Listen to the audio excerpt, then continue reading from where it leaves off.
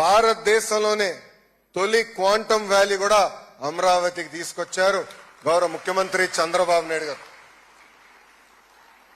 నేను చెప్పాను కదా ఆయన ఎప్పుడు 25 సంవత్సరాలు కుర్రోడ్లాగా పరిగెడతాడని.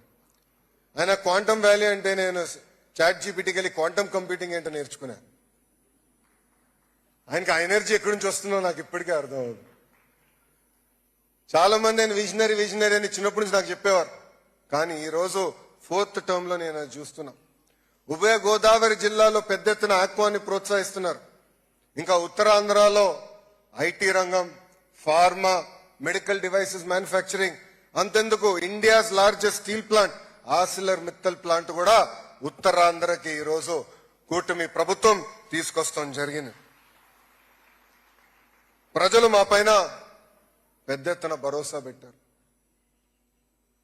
కూటమి ప్రభుత్వానికి భారతదేశ చరిత్ర ఎప్పుడు లేని విధంగా 94% సీట్లు గెలిపించారు. ఆంధ్ర రాష్ట్రంలో ఇప్పుడు డబుల్ ఇంజిన్ సర్కారు నడుస్తుంది. కేంద్రంలో ఉన్న నరేంద్ర మోడీ గారి నాయకత్వంలో, ఆంధ్ర రాష్ట్రంలో చంద్రబాబు నాయుడు గారి నాయకత్వంలో ఈ రోజు మేమందరం నడుస్తున్నాం. మా అందరి లక్ష్యం ఒకటే.